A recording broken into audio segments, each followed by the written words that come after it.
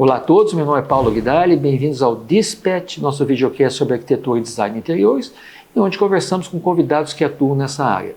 O nosso programa é transmitido nas plataformas YouTube, Rumble, Spotify, na nossa conta no Telegram e no nosso site pauloguidali.com.br. Se você é fabricante, fornecedor, lojista de segmento casa, você pode anunciar aqui, onde sua marca e seus produtos ganham relevância.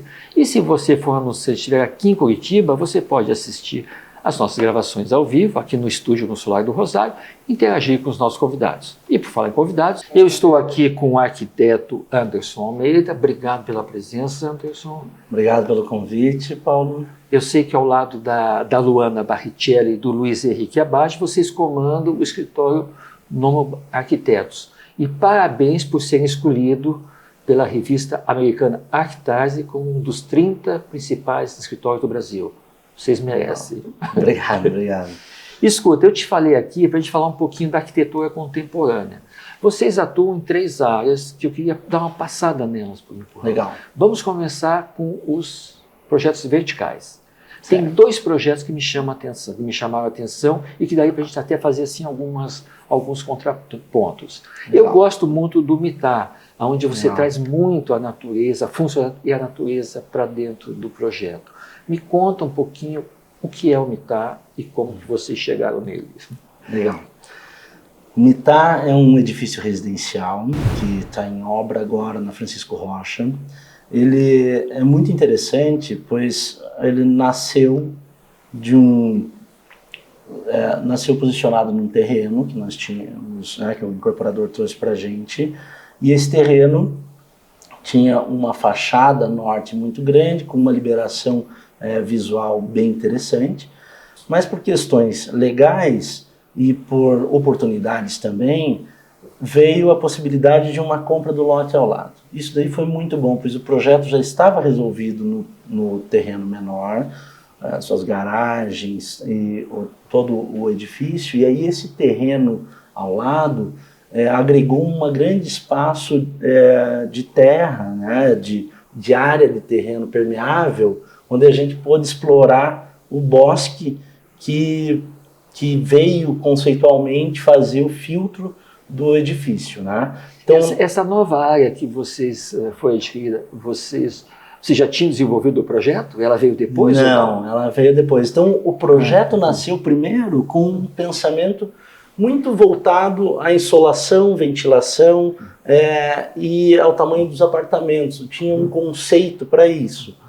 Com esse novo terreno, foi agregado nele o conceito de explorar essa vegetação, essa possível jardim na frente do MITAR. Então, o MITAR já antes tinha um pensamento de utilização de aumentar o passeio na frente. Então, nós já tínhamos um recuo onde a gente cedia, o recuo e fazia uma gentileza urbana para a calçada, então tinha uma área bem expandida de jardins já na frente, e com esse novo terreno a gente pôde rever todo o paisagismo, toda uma área de vegetação onde a gente traz um bosque para frente do edifício. E esse bosque não é de pequenas vegetações em vasos e tal, a proposta foi fazer vegetações altas mesmo, árvores mesmo. Árvores, então tem uma grande área de árvores adensada que vai fazer um filtro para o edifício muito interessante. Faz primeiro um filtro de som, porque a Francisco Rocha tem uma passagem, um fluxo intenso de veículos. Com certeza. Então, ao adentrar esse bosque, você desacelera o som, faz um filtro de luz, então também desacelerando um pouco a intensidade de luminosidade e informações que a gente tem andando da rua. Você traz ventilação, você traz iluminação. E traz também essa questão do som, esse filtro luminoso, e também desacelera mesmo, traz o filtro de oxigênio, de ar nessa passagem. E aí, para você trazer esse relaxamento, uma coisa de você entrar em outro mundo, a gente sempre faz de alguma forma na arquitetura que a gente, quando a gente tem a oportunidade, fazer espaços de passagem para que você depois desse primeiro espaço de passagem, você tem uma outra, né, uma outra relação com o edifício, com o espaço que está ali se projetando. E dessa vez a gente não precisou construir a partir de tijolo, materiais sólidos, mas sim a gente construiu com a vegetação. Você fez um comentário comigo, Anderson, que foi muito importante, eu nunca tinha pensado, da importância do térreo, né, num projeto vertical. Né? Sim, eu acho que esse daí é o que a gente se desafia sempre no escritório. Como que o vertical vai se relacionar com a rua? Né? Ele vai, naturalmente, já vai adensar, vai mudar o tráfego, vai mudar o volume de pessoas que vão utilizar esses trechos da rua, mas a forma com que o usuário dessa rua vai ver o edifício, para nós é muito importante. Vai ganhar espaços na frente, vai transitar por algo que seja agradável visualmente, vai ter uma permeabilidade visual, onde muitas vezes sem proteção ou com uma proteção permeável, que seja um gradil ou algum elemento com vidro, você tenha uma caixa de rua expandida através do olhar. Isso daí é importante para a gente. Uhum. Escuta, voltando ainda ao Mitai, você falou que ele está em obras ainda, porque como que ele se relaciona com as áreas condominiais? Onde é que elas estão? Estão fora do bosque, estão em outra... O bosque acaba já sendo a primeira área condominial. Eu acredito que sim. Pois onde os usuários, imagino que as famílias que vão morar lá, ou mesmo os usuários individuais, vão ter esse bosque já com um primeiro elemento ou de você brincar, até de passear, permanência, ter aquele respiro. Na continuação desse bosque e fora da torre, aí a gente tem as áreas de salão de festa. Então, o salão de festa também vai olhar para esse bosque, está situado na copada dos edifícios, pois esse terreno ele vai subindo em relação ao fundo, e aí a gente pode implantar toda essa recreação elevada do piso do bosque. E em cima dela ainda a gente tem uma piscina. Então a piscina está sobre a área de recreação, uma piscina aberta, toda voltada para o norte e também se relacionando com a copada da vegetação. Então esse bosque virou um ponto referencial, mas toda a área de recreação e todo esse espaço de área condominial vai acontecer nessa mesma faixa, que é toda a norte, toda ensolarada, que acontece na frente da torre. Eu estou vendo, eu selecionei 2 projetos de vocês que eu gosto muito para falar, tá bom? Ambos se relacionam muito com a rua, né? A rua é o grande desafio. Isso. Então, o outro projeto que eu queria tratar contigo é o Augen, que fica na Ecoville, é isso? Isso. Que é um outro perfil de público, mas também a rua também foi um desafio para vocês. Né? Também. No caso dessa rua, essa rua é a Evisa Lorenzi, né, que é uma rua de um tráfego intenso, e ela faz uma ligação com o centro, ela vem no sentido Ecoville Centro, e pela legislação você deve colocar uma via local, né, e fazer uma implantação da via local, que é uma via de desaceleração paralela à via principal. E essa via local, você não tem mais o recuo, então na hora que você implanta a via local, o alinhamento predial já começa a partir dela. A partir dali. A partir dali, que desafio, hein? E então, a construção, por motivos de eficiência também, já estava junto à calçada. Bom, ali, para a gente trabalhar com a rua, a gente fez uma proposta onde o térreo inteiro, ou quase inteiro, fosse um painel de arte. E aí a gente convidou o André Mendes, que super amigo e parceiro do escritório. E bom para desenhar painéis. E bom para desenhar painéis, um artista incrível. E aí a gente convidou ele, apresentamos para construtores, acharam uma ótima ideia. Então, todo o térreo vai ser um painel voltado direto para a rua. Né?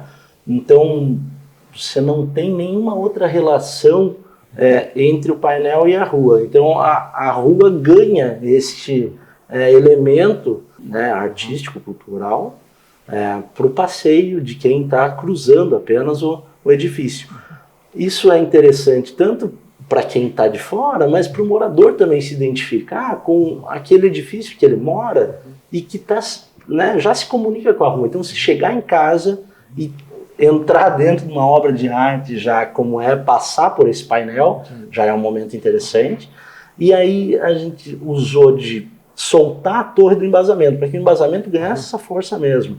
Então, até começar o edifício, nós temos uma faixa iluminada, uma faixa de pé direito duplo de um salão de festas, que recebe uma iluminação, então a torre se solta desse embasamento, e o embasamento ganha essa força de uma peça que se relaciona com a rua.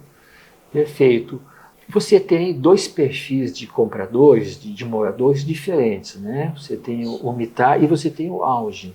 Tá? Então, uma curiosidade que eu tenho, como que o briefing vem para vocês do incorporador da construtora? Eles te passam uma área, te passam o perfil que eles querem de compradores, né? Isso. E a partir daí vocês começam a desenvolver o projeto. Isso. Okay? Muitas vezes a gente até participa também desse desenvolvimento do produto. Isso, né? que eu queria saber. Entende-se a vocação do bairro, entende-se também a demanda que tem no bairro, né? Então, muitas vezes tem uma vocação residencial, mas o número de edifícios que estão sendo lançados de uma metragem quadrada é grande, é muito grande. Você então a gente começa oferta, a pensar então, que tem uma necessidade de, por exemplo, usar alguns apartamentos compactos, né? No Mitar, por exemplo, a gente tem apartamentos que vão de 150 a 250 metros, por exemplo. No Auge, a gente já está falando de apartamentos de 60 metros, 2 quartos, a 80 metros, 3 quartos, né? Então, são públicos diferentes, né? São públicos, no geral, família. O bairro também influencia nisso, as vias de acesso. Então, a gente tem, na maioria das vezes, um briefing da construtora, mas muitas vezes a gente conversa junto sobre essas possibilidades, né? E sim, também tem outros aspectos, né, que a gente tem que levantar aqui, que são aspectos econômicos em torno desses projetos, né? A gente tem que entender também qual vai ser o preço competitivo para venda nesses bairros ou dessa metragem. Quando a gente fala de ticket, a gente fala do adensamento e da qualidade da torre para determinado terreno, né, o valor do terreno. Então, são várias situações onde a gente aglutina, recebe esse material, pensa junto com o incorporador nos primeiros estudos de viabilidade, para daí, e junto com um conceito muito forte, para daí se tornar esse produto. E passar para a criação daí. A criação já começa ali na hora, já, né? Imagina. Já recebeu nossos todos empolgados, né? Ser arquiteto. Empolgados lá no escritório. Isso nos leva a uma outra área que vocês atuam, que é a residência unifamiliar. Tá? Aí o diálogo entre o morador e a história de arquitetura é outro. É outro desafio. E é um desafio muito bacana.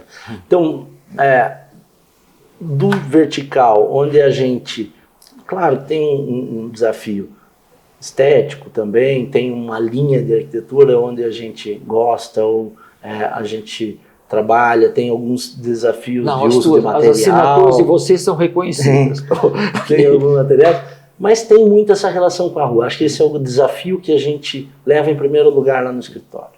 Quando a gente vem para o CPF, né, ou para casa unifamiliar, a gente tem outro desafio, e que é um desafio super legal, que este morador, esse usuário final, entrega para a gente a sua intimidade, né, do seu dia a dia na casa. Como ele vai utilizar essa casa, de onde ele espera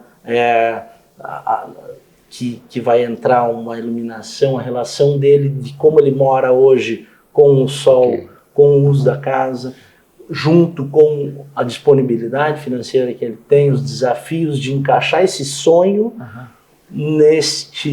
nessas possibilidades, né?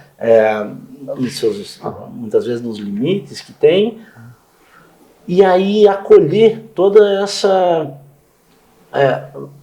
leitura que a pessoa tem da casa e do lar, e junto com uma linha de arquitetura, com um pensamento de relações estéticas ou de relações de materiais também. Então, esse desafio ele é grande e a gente vai acolher e vai criar uma relação com esse cliente desde o dia zero por pelo menos uns 4 anos. É um ano de fazer o projeto, mas são pelo menos 2 ou 3 de obra. E quando eu digo execução é até o final, até ele estar morando.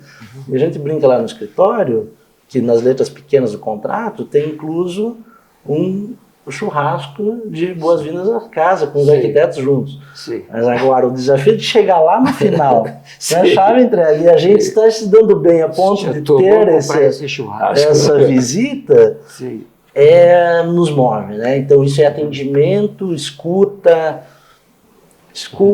e escuta novamente. Né? Quando você está num projeto vertical, fechadas todas as a proposta, você sai para finalizar a criação. Mas numa residência, você muda o projeto? Muda. Eu acho que em todos eles, eu acho que a gente tem, e é natural que tenham revisões, mas na casa, o processo, a gente acaba mudando muito pouco, na verdade. A gente até tem uma assertividade maior. Bom, né? O briefing é bom, eu acho que essa primeira parte do briefing é muito importante. Mas já aconteceu de casas onde a gente teve uma casa, que é a Casa Vértice, que a gente fez com um casal de moradores, e aí a gente explorou num primeiro estudo, né, uns jardins que você entrava e percebia esse jardim, daí entrava numa outra sala, percebia o segundo jardim. Então era de uma relação com a vegetação e uma percepção através do olhar de um adulto. Quando eles olharam, né, e claro, e era um programa para uma família, e eles olharam e falaram, olha, tá muito legal, tá bonito, mas minhas crianças querem jogar bola, e elas querem que esse jardim seja contínuo. Mas claro, a gente fez uma percepção desses espaços e tal. E aí a gente mudou o projeto, e o projeto ficou super bacana, mas o jardim que era seccionado para vários momentos virou um grande jardim único, onde o filho, né, chutando bola no muro lá, mas o jardim está integrado com a casa, e ficou super bacana. E eu acho que isso é o processo. Né? Eu quero te fazer uma pergunta, tá? A casa de rua e a casa de condomínio, ela tem conceitos, ideias diferentes, Anderson? Tem. Eu não sabia, eu achei que você ia dizer não. Ela tem. Sim. Eu acho que a casa de rua, o principal ponto, né, eu acho que é como que o morador vai enxergar a segurança. Na casa de condomínio, nunca é nos levantado a questão da segurança. O quesito segurança. Tem o quesito privacidade, tem o quesito insolação, tem vários quesitos já que vão ser solicitados, mas nunca tem o segurança, porque o segurança, a partir do momento que escolheu estar no condomínio, teoricamente já está resolvido. Quando você vem para a rua, tem a questão segurança. E aí, dentro da abordagem de segurança, a gente tem casas onde, junto com o cliente, foi pensado, e a gente tem que escutar muito para entender como é a relação dele com segurança, o que ele já passou na vida, que nos leva a, por exemplo, a Casa Grenar, que é uma casa em Campo Largo, ela tem um muro muito cego, muito fechado, e a casa acontece atrás desse muro. Então, esse muro é a barreira de segurança. Tem outras casas, como a Casa João e Maria, que é uma casa que está ficando pronta agora, ficou pronta agora recentemente. Gostei. A gente ainda não tirou as fotos oficiais, mas ela já está bem, né? Vamos tirar agora esse mês. Mas é uma casa onde o gradil tem um muro, mas tem um gradil vazado. Então, quem está de fora olha o carro, quem está de dentro olha quem está na rua. Que é uma relação também bem interessante. Que é até uma relação que a gente acha mais saudável para essa relação com a rua, né? Mas a gente tem que escutar o cliente e tem que escutar a forma com que ele enxerga. E a partir daí, a gente vai trazendo os conceitos e as resoluções. O que você está falando, eu estou pensando até na questão da própria vizinhança, né? Das casas que estão em torno, né? Tudo isso tem que ser tem que ser pensado. Tudo isso existe essa correlação, porque no final, morar na rua é você morar naquela comunidade da rua, A primeira comunidade tua é o teu vizinho né, do lado. E aí vem se expandindo para a quadra, para o bairro, né? Mas o primeiro contato é o teu vizinho. E aí tem uma primeira relação de obra, por exemplo, né? A gente ficou... Agora a gente finalizou uma outra casa também, tirando umas fotos recentemente, que é a Casa Plateia. E a Casa Plateia, eu também vi, eu também gostei. Eu quero saber como é que você resolveu na prefeitura. Isso. Ali, né? Se é que você resolveu. Se é que resolveu, né? A gente teve que fazer uma reunião lá com o pessoal da diretoria para explicar essa casa é charmosa, eu com certeza moraria nela. Essa casa a gente fez então essa arquibancada em cima do telhado, né? Nós fizemos essa arquibancada, pois tem uma visual incrível do Parque Barigui lá de cima, né? E uma das premissas era o uso de um sótão, né? Na casa. Então a gente foi para uma linha de casa que tem um desenho típico de casa, né? Tem um arquétipo de casa. Que é aquele telhado mais... Aquele telhado, desenho, isso, né? Isso. Você transformou e aí o telhado virou uma arquibancada. E aí para a prefeitura, a gente tem o conceito de sótão, tem o conceito de ático, tem o conceito de uso em térreo, segundo pavimento, e aí esse ático ou sótão. Mas não tem nada dizendo que você não possa utilizar o telhado. Em cima do telhado, pois teoricamente ele está no mesmo nível de sótão e o que seria um ático. E aí a gente teve que levar uma maquete, explicar com o pessoal da diretoria. O acesso ao ático, ele se dá externamente? Não, ele se dá o acesso à arquibancada se dá pelo sótão, por dentro da casa. Ok. Isso então você sai do sótão e aí sobe nessa arquibancada, nesse né, roof, telhado, né? Nesse rooftop, praticamente isso. Mas como ele é inclinado, ele ficou apontado para o Barigui, então você tem uma vista incrível lá de cima. E ao mesmo tempo você tem uma vista de todos os teus vizinhos, né? Você tem uma relação direta ali da privacidade dos vizinhos. Não, a ideia foi genial, né? Eu gostei muito dessa E hoje a gente foi tirar fotos lá e aí eu questionei o morador de como que estava a relação com o vizinho. Ele falou que a relação é muito boa.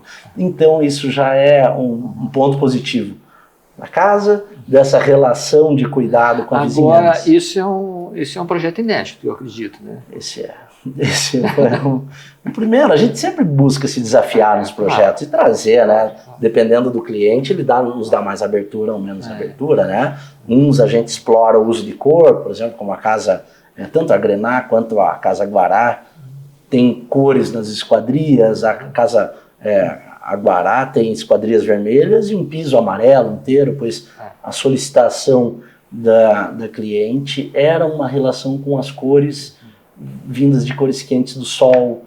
Ela morava numa casa muito fria e ela queria uma relação com luz e sol. A importância da casa, né? E a importância da casa. Olha só.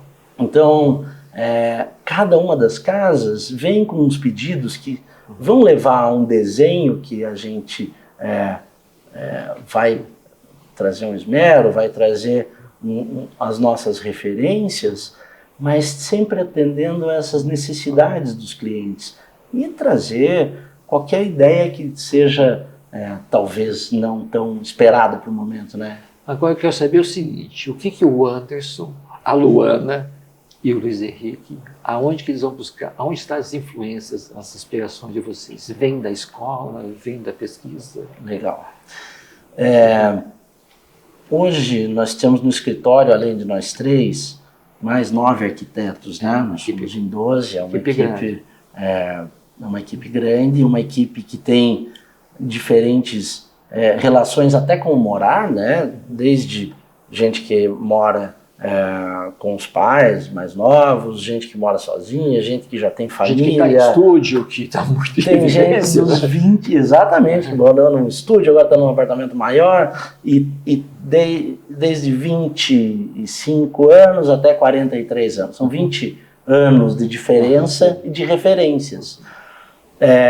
Todos olhamos para um mesmo lugar, né? A gente tem alguma linha de arquitetura macro que a gente se identifica, pois nós somos um grupo, mas dentro desse grupo Um viajou para um lugar, o outro gosta de tal arquiteto, o outro traz influência de tal arquiteto, acaba que nossas influências vão muito para a arquitetura que acontece na Europa, talvez pela escala, e também para a arquitetura que acontece na América Latina e por uma faixa do globo que está num mundo tropical. Que meio que se assemelha, né? Vietnã, por exemplo, né? A gente vai olhar o que está acontecendo no Vietnã, vai olhar o que está acontecendo no Chile, Argentina, Colômbia, até esses irmãos aqui por uma questão econômica e do modo construtivo. E para a Europa, pelo lado, talvez que a gente se identifique um lado humano que se desenvolve nos edifícios residenciais ou na habitação com apartamentos mais compactos, né? E aí a gente vai trocando lá dentro, não é um que vê um filme, um que viajou, que vê um detalhe, então a troca é muito grande lá dentro do escritório. E isso enriquece o processo e enriquece o resultado, né? Eu te contei que eu gosto muito da arquitetura japonesa. E eu falei assim para você, não, mas isso não se aplica aqui. E você falou que não, que se usa muito, não é verdade? Isso nos leva, então, aos sobrados, não é verdade? Que você chama casa em série. Que há uma boa aceitação, uma ótima aceitação aqui em Curitiba. As pessoas gostam disso. Vocês têm já executaram sobrados? Porque é um desafio, né? Você vai ter que, numa área pequena, você vai ter que botar, sei lá, meia dúzia de residências. Bom, aí você que vai me contar. Isso que você falou antes da arquitetura japonesa é muito interessante. Claro, lá tem uma cultura muito marcada. O Japão, imagina, né? Um país de uma história enorme. Tem uma tecnologia também própria de uso dos materiais. Mas não tem espaço. Solução de plantas para espaço pequeno, adensamento grande. Então são casas que têm que se relacionar com luz, vegetação. Então as soluções de arquitetura e de planta são algo que a gente busca como referência, né? De novo, olhando para o morar, a forma com que eles moram nesses espaços. E de lá a gente tem, como você falou, esse produto. A gente, claro, também aplica essas ideias em casas unifamiliares, mas nas casas em série, que são os nossos sobrados, que é um produto também bem explorado lá no escritório, nós tínhamos muitas vezes em terrenos onde tinha uma ou duas casas a possibilidade de colocar 12, 14 casas, pois a legislação vê com bons olhos esse adensamento próximo a áreas de serviço e tudo mais. Então, nós temos bairros como o Jardim das Américas, ou bairros como Guabirutuba, que tem muitos dos sobrados. Tem bairros aqui também em Curitiba que tem muitos sobrados. A gente olhar para esses sobrados, olhar novas plantas, novas formas de morar e resolver em áreas pequenas ou em áreas que você tem pouca testada, como que o sol vai entrar lá, como os jardins vão ser bem posicionados para essa família utilizar ou para esse morador utilizar, são os grandes desafios desse tema. Né?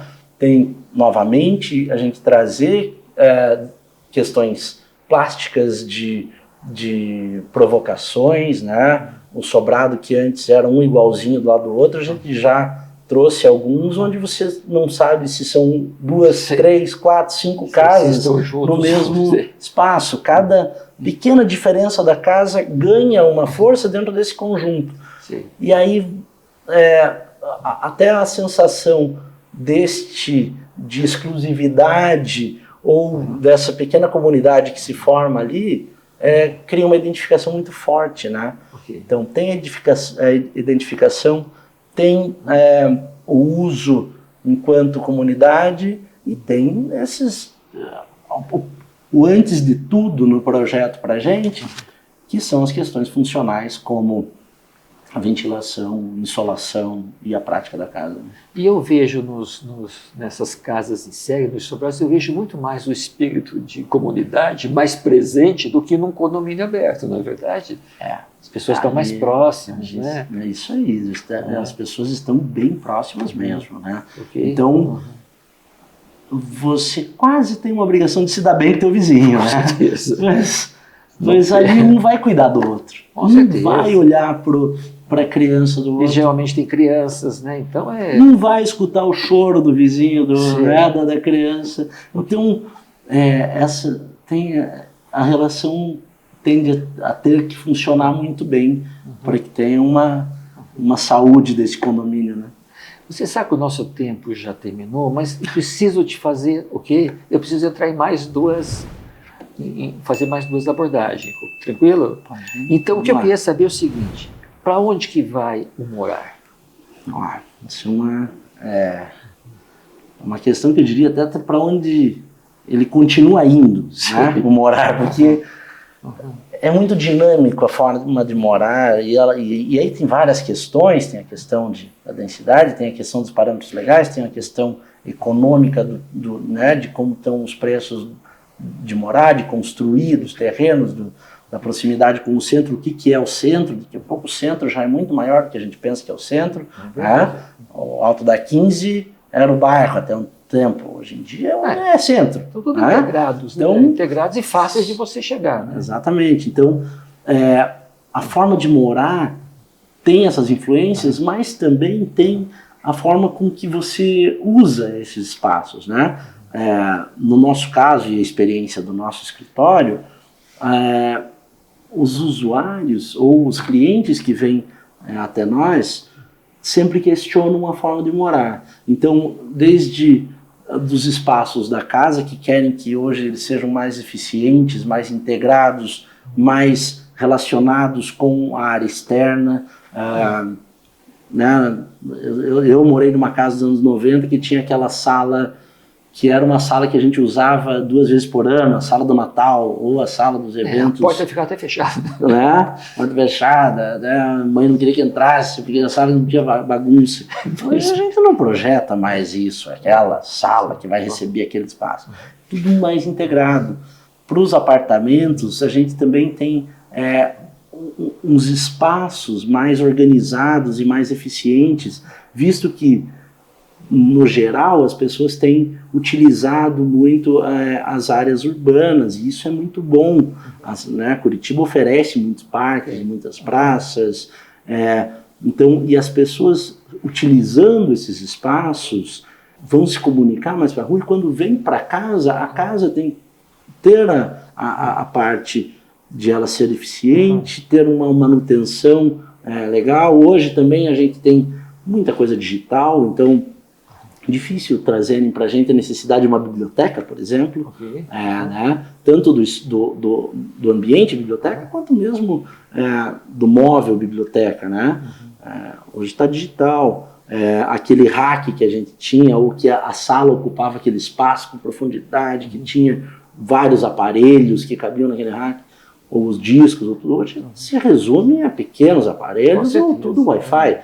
Então, as formas de pensar esses espaços também estão mais eficientes. E a gente está vindo para esses espaços que mistura eficiência com um espaço compacto, famílias, formatos de famílias também que foram mudando ao longo do tempo, número de filhos, a relação das famílias que têm os pets, ou como o solteiro vê o morar, como também pessoas que vão fazendo o que a gente chama de um downgrade, pessoas que, o downgrade da moradia, onde elas estavam morando em casas muito grandes, chegaram lá, se aposentaram, os filhos saíram de casa e daqui a pouco ficou uma casa de 300 metros quadrados para 2. Isso está acontecendo agora. Isso está acontecendo. E a gente, com a saúde, né, cada vez mais assessorada, as pessoas indo cada vez mais longe na longevidade da vida, vão buscar esses apartamentos também. Minha mãe fica numa casa de idosos, média de idade, 92, 94, 96. É isso. E gente que os filhos saem de casa lá com 55, 60 anos, né? Então dos 60 aos 90 são 30 anos de moradia. Né? De uma moradia que pode ser viajar para a praia, de algo prático a casa, não deixar aquela casa que daí tem que vir o cuidado, né, um zelador, cortar grama, o negócio. Considere também que o número de carros por família está diminuindo. Né? Também. Não justifica mais, tem muito O automóvel. número de carros está diminuindo. Então, tudo isso a gente tem que estar atento na hora de projetar a nova moradia. E a moradia vai mudando. E ela, né? E na hora que a gente resolver ou pensar em todos esses pontos, vão vir novos pontos que a gente ainda não viu. E uma última questão, Anderson, que eu não sei, mas eu preciso ouvir a tua opinião.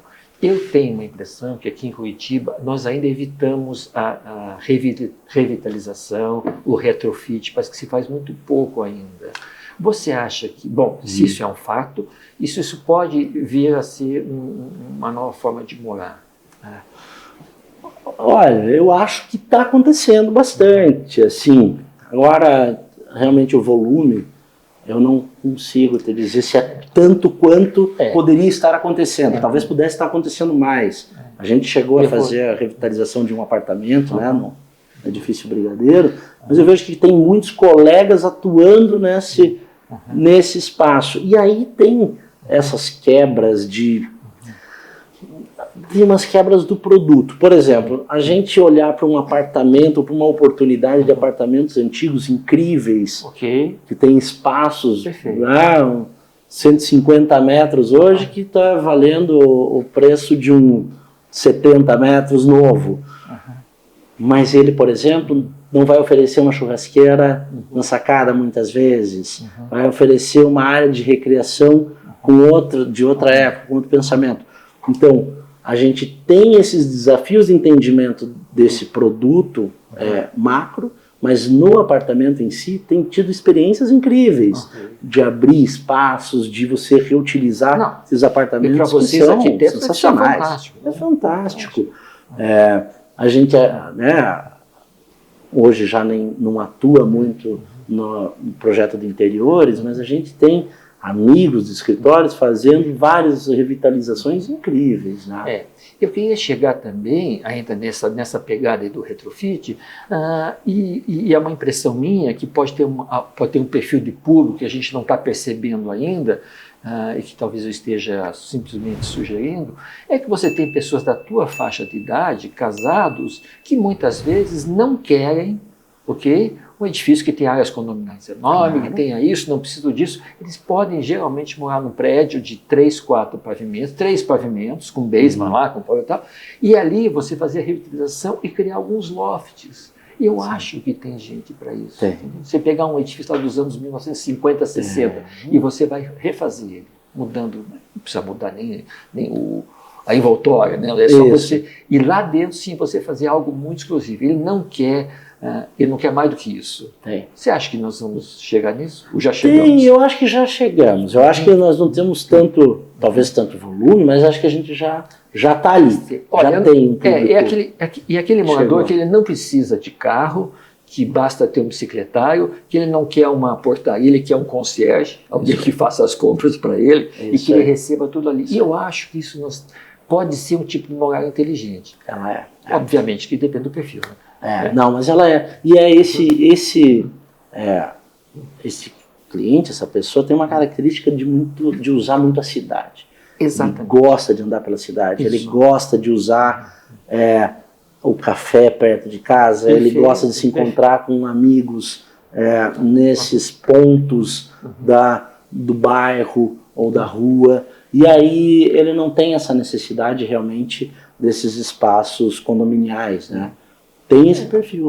Eu tenho vários amigos desse perfil que utilizam. Pode ser até casal sem filhos, né? Sim. Optamos por não ter, infelizmente, mas fica. Não, e mesmo com filhos, né? Eu mesmo sou um morador de um edifício antigo, moro, né, num apartamento que a gente tem pouca área de condomínio. E então a gente se obriga a sair muito com as crianças, levar no clube, levar na praça, levar na casa do amigo. Claro que teríamos um conforto, talvez na idade que estão meus filhos, de ter uma quadra embaixo da casa. Sim. Mas ao mesmo tempo, eles conhecem tão bem a cidade com esse desafio que a gente criou. Vamos em lugares ou parques ou áreas da cidade que a gente não iria sem essa necessidade criada. Assim, e que para nós também é uma descoberta da cidade. Escuta, Anderson, adorei conversar com você, aprendi muito, muito obrigado. Precisamos nos ver de novo. Claro, claro, na hora que te agradeço precisar. mesmo. Obrigado pelo convite, a conversa é isso. muito Eu boa. sabia que nós íamos ter uma conversa muito produtiva. Legal. Obrigado. Vai, obrigado. Eu gostaria de agradecer aos nossos apoiadores, a Renomade Soluções em Madeira, a IG a Engenharia Arquitetônica Sustentável, agradecer a nossa equipe de produção, LFD Produções, agradecer o apoio cultural do Solar do Rosário, o apoio institucional das BEA Paraná. Lembre de curtir, comentar, compartilhar com seus amigos, inscreva-se no nosso canal e voltamos na próxima semana.